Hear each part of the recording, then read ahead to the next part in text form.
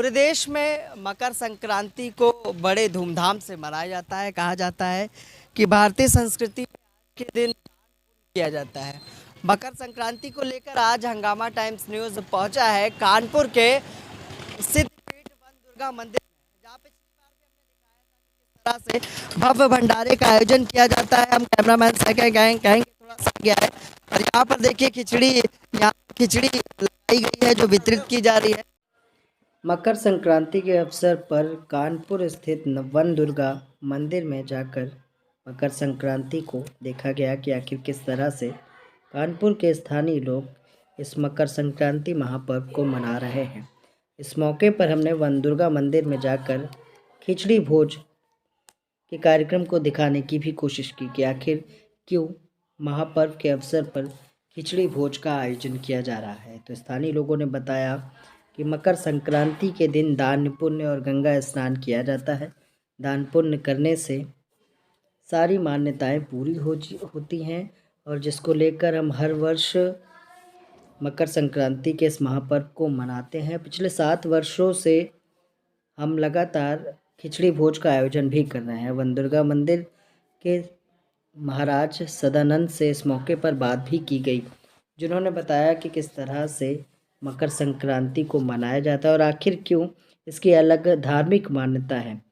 क्योंकि कहा जाता है कि माँ गंगा इस दिन धरती पर प्रकट हुई थी, जिनकी पूजा उपासना और उनको प्रसन्न करने के लिए खिचड़ी के रूप में इस महापर्व को मनाया जाता है। मकर संक्रांति पर खास रिपोर्ट हंगामा टाइम्स न्यूज़ ने आपके लिए तैयार की है। हंगामा टाइम्स न्यूज़ ब्यूरो रिपोर्ट के जो महंत हैं सदानंद जी, उनसे भी हम बात करेंगे कि उनसे जानेंगे कि आखिर मकर संक्रांति के इस महापर्व को क्यों मनाया जाता है। क्योंकि सवाल यही है कि मकर संक्रांति के तरफ से भारतीय संस्कृति में कहा गया है कि दान पुण्य किया जाता है और आज वन दुर्गा मंदिर की ओर से और पिछले 7 वर्षों से लगातार यहाँ पर भंडारे का आयोजन किया जाता है, खिचड़ी भोग का आयोजन किया जाता है, जहाँ पर क्षेत्रीय लोग और दूर दूर से भी लोग आते हैं। अभी हम बात करेंगे मंदिर के अंदर ले जाकर आपको कि जो महाराज यहाँ पर सदानंद जी है उनसे जानेंगे कि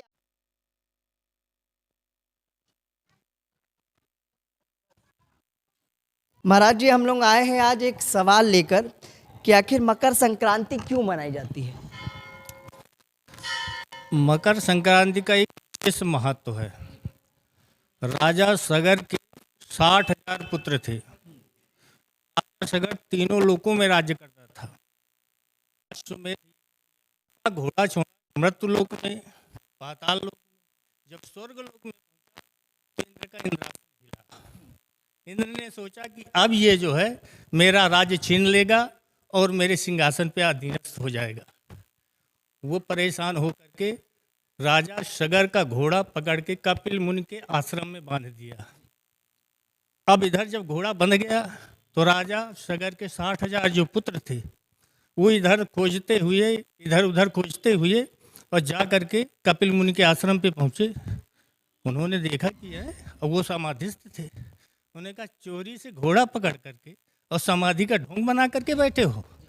कुछ अपशब्द कहे, उनकी समाधि टूटी तो उन्होंने क्रोधावेश में उन 60,000 पुत्रों को भस्म कर दिया अपने तेज से। किन्होंने? कपिल मुनि ने। जब वो भस्म हो गए, जब राजा को पता चला कि मेरे पुत्र भस्म हो गए कपिल मुनि के द्वारा, तो वो भगता हुआ कपिल मुनि के आश्रम में पहुंचा, उनसे हाथ जोड़कर प्रार्थना किया, निवेदन किया, महाराज इनका उद्धार कैसे होगा। उन्होंने कहा कि तुम जा करके अटूट तपस्या माँ गंगा की करो।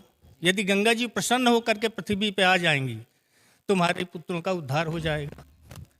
राजा सगर ने तपस्या की, उनके पुत्र ने तपस्या की, उनके पुत्र ने भगीरथ ने उन्हीं के अनुसार योग साधना करके यम नियम आसन प्राणायाम प्रत्याहार ध्यान धारणा समाधि को समाधि में संलग्न रह करके और जब अटूट तपस्या की तो भगवती गंगा प्रसन्न हुई और प्रसन्न हो करके पृथ्वी पे आई। आने पर उन्होंने राजा सगर के 60,000 पुत्रों का उद्धार कर दिया। इसके बाद वहाँ से पृथ्वी मार्ग से चलती हुई और जा करके समुद्र में विलीन हो गई। इसी वजह से ये मकर संक्रांति का दिन था। इसी दिन गंगा जी पृथ्वी पे आई थी।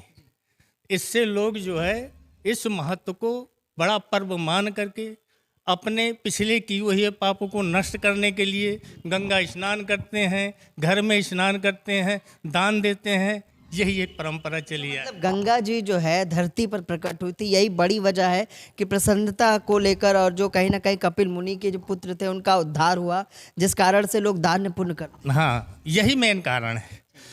हैं। ठीक है महाराज जी, बहुत बहुत धन्यवाद। साफ तौर पर माँ गंगा धरती पर आई, और कहा जाता है कि यही वो दिन था जो जो मकर संक्रांति का दिन था, क्योंकि कैलेंडर भी कई तरह के हैं, हिंदू धर्म के कैलेंडर अलग हैं। एक बाबा और हैं जो यहाँ पर रहते हैं, उनसे भी जानेंगे कि मकर संक्रांति पर क्या कहना चाहेंगे। सर, क्या कहना चाहेंगे? गुरुजी ने जो बताया वही सही। आपकी तरफ से क्षेत्र के लोगों के लिए क्या कहना चाहेंगे? मकर संक्रांति को वो किस तरह से मनाएं? सब लोग मिलजुल कर रहें और अच्छी भावना से रहें और प्रेम आपस में बांट कर रहें, यही मेरा। दान पुण्य करने से क्या लाभ है, जरा जनता को बताएं। बहुत लाभ है इससे। दान पुण्य जीवन में हमेशा करना चाहिए। दान पुण्य से अपना शरीर और हमारा ऊपर का भविष्य सब कुछ अच्छा होता है। तो मकर संक्रांति पर खास रिपोर्ट दिखाने के लिए हम आए थे कानपुर के वन दुर्गा मंदिर, जो सिद्धपीठ भी है। यहाँ पर मनोकामनाएं पूर्ण होती हैं, और मकर संक्रांति पर यहाँ पर हमने आपको दिखाने की कोशिश की कि किस तरह से यहाँ पर भव्य भंडारे का आयोजन किया जाता है। और लोगों ने बताया कि पिछले 7 वर्षों से यहाँ पर वो लगातार अपनी सेवा दे रहे हैं और भंडारे में शामिल भी हो रहे हैं। लेकिन बड़ा सवाल था कि आखिर मकर संक्रांति के इस महापर्व को क्यों मनाया जाता है, जिसका जवाब हमने बात की महाराज सदानंद से, जिन्होंने साफ तौर पर बताया कि आखिर मकर संक्रांति को क्यों मनाया जाता है। माँ गंगा जब धरती पर प्रकट हुई थी तो इसी दिन प्रकट हुई थी, जिस कारण से उनकी खुशी में लोग गंगा स्नान भी करते हैं, दान पुण्य करते हैं। सहयोगी भारत